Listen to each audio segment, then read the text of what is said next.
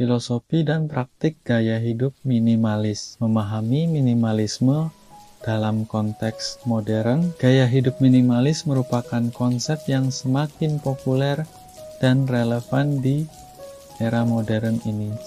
Minimalisme bukan hanya sekadar mengurangi kepemilikan barang, melainkan juga sebuah filosofi hidup yang menekankan pada kesederhanaan, kebermaknaan, dan penghilangan hal-hal yang tidak penting dari kehidupan sehari-hari. Minimalisme terkait erat dengan istilah seperti stoikisme dan asketisme yang juga menyoroti pengendalian keinginan dan fokus pada yang esensial. Dalam pembahasan ini, kita akan membedah minimalisme dari perspektif umum, mulai dari definisi, prinsip, hambatan, hingga manfaat filosofisnya. Minimalisme lebih dari sekadar pengurangan barang, tetapi juga cara pandang hidup. Gaya hidup ini mengajak kita mengenali apa yang penting dan berguna bagi kehidupan, dikaitkan dengan stoikisme dan asketisme yang mengajarkan pengendalian diri dan kesederhanaan. Definisi dan prinsip dasar minimalisme. Minimalisme didefinisikan secara ringkas dalam dua perspektif utama. Definisi Joshua Becker. Minimalisme adalah tentang mendapatkan hal-hal yang membuat kita bahagia dan menghilangkan segala sesuatu yang mengalihkan perhatian dari kebahagiaan tersebut. Fokus pada yang hakiki dan membahagiakan. Definisi Fumio Sasaki. Minimalis sebagai gaya hidup mengurangi barang hingga tingkat minimum agar memberi ruang untuk merenungi dan menikmati kebahagiaan. Konsep sentralnya adalah membedakan mana yang penting dan mana yang distraksi, mencermati penggunaan waktu, tenaga, dan biaya yang sering tersita untuk hal-hal yang tidak esensial. Prinsip-prinsip dasar minimalisme yang diuraikan meliputi mengenali fungsi barang berdasarkan kegunaannya, bukan berdasarkan tren atau status sosial. Menghindari mengidentifikasi diri dengan barang, mengingat kamu bukan barang yang kamu miliki. Semakin sedikit barang yang dimiliki, semakin sedikit stres yang harus ditanggung, dan kehidupan menjadi lebih merdeka. Melepaskan keterikatan emosional terhadap barang dan menilai barang berdasarkan manfaat guna menjadi penjaga pintu barang yang bijak dengan filter ketat sebelum membeli atau menerima sesuatu agar tidak menimbulkan clutter. Barang sumber tanggung jawab dan potensi stres, bukan sekadar kepemilikan. Perlu jeli dalam memilah dan memilah barang menjadi penting dan tidak penting. Minimalisme bukan berarti pelit, tapi mengutamakan penggunaan yang bijaksana. Praktik dan teknik minimalisme dalam kehidupan sehari-hari. Metode dan teknik dasar minimalisme yang praktis ialah Damsari dari Jepang. Penolakan, menolak masuknya barang-barang yang tidak penting. Penghapusan, membuang barang yang tidak berguna tanpa rasa eman. Pemisahan, mengelompokkan barang sesuai fungsi dan frekuensi penggunaan agar lebih mudah diatur. Streamline menurut Pronsinje, start over, mulai ulang dengan menilai ulang kebutuhan dan kepemilikan. Treasure and transfer, simpan barang bernilai dan bagikan yang masih berguna ke orang lain. Reason for each item, punya alasan jelas atas setiap barang yang dimiliki. Everything in its place, menempatkan barang pada tempat yang mudah diakses agar efisien. All surfaces clear, menjaga permukaan ruang tetap bersih dan rapi. Modules, pastikan ada ruang khusus untuk tiap barang sesuai kapasitas. Limit.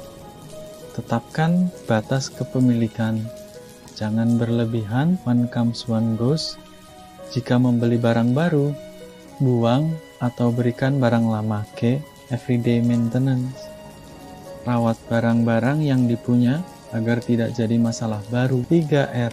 Mengurangi jumlah barang yang tidak penting. Menggunakan kembali barang lama yang masih layak pakai. Mendaur ulang barang agar tidak menjadi sampah. Teknik-teknik ini membantu menekan munculnya clutter atau penumpukan barang yang berantakan dan tidak terpakai. Contoh praktis, menilai jumlah pakaian ideal, memilah barang fungsional, dekoratif, dan emosional.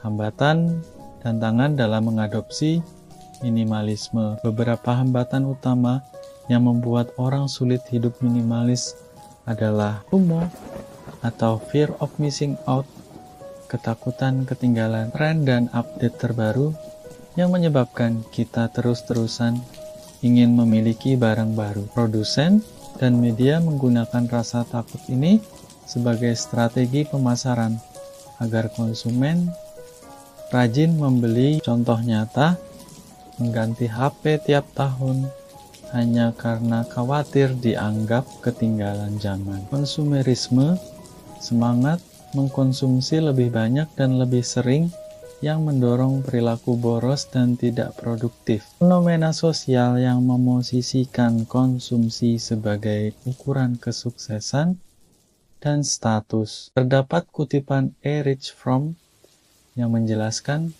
kapitalisme modern mendominasi orang untuk terus-menerus mengonsumsi ketamaan.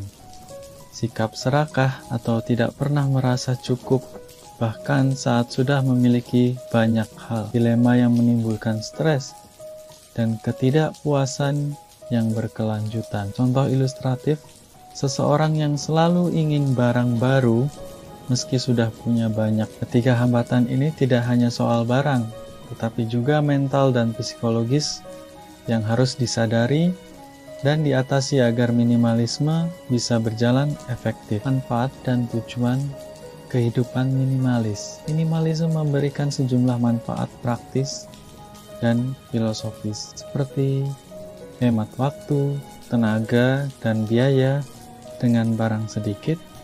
Perawatan dan pengurusan jadi mudah dan efisien. Mengurangi stres, barang sedikit meminimalisir kekhawatiran, misalnya takut barang hilang atau rusak. Memberi ruang dan waktu untuk hal yang lebih penting. Fokus pada yang esensial dalam hidup. Kesempatan berbagi.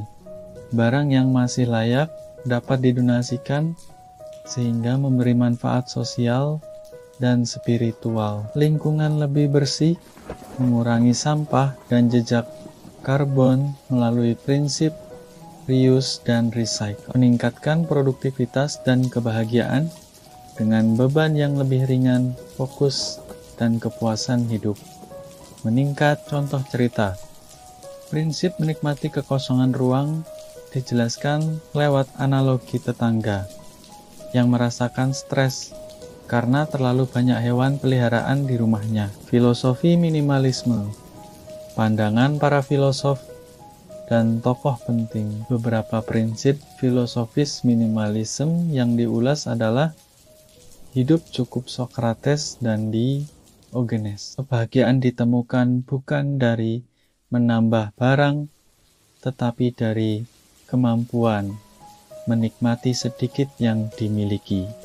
Socrates berkata, orang yang tidak puas dengan milikannya tidak akan puas dengan apapun yang diinginkan. Diogenes menekankan manusia setengah dewa adalah yang mampu mengendalikan keinginannya. Stoikisme.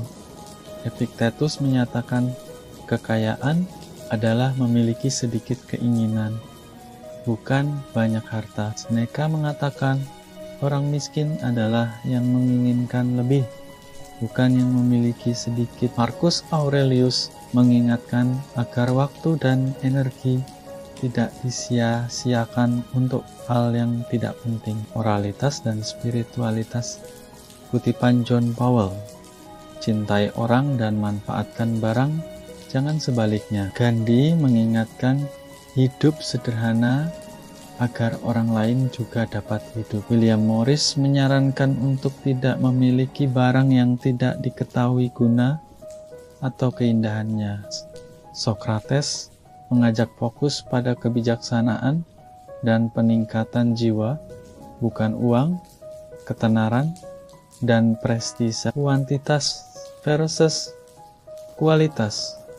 Fokus pada pengalaman hidup sebagai pengayaan cerita dan kisah, bukan pada pengumpulan barang. Kutipan inspiratif tentang mengisi hidup dengan pengalaman, bukan koleksi benda. Kesederhanaan yang tidak membuat rumit.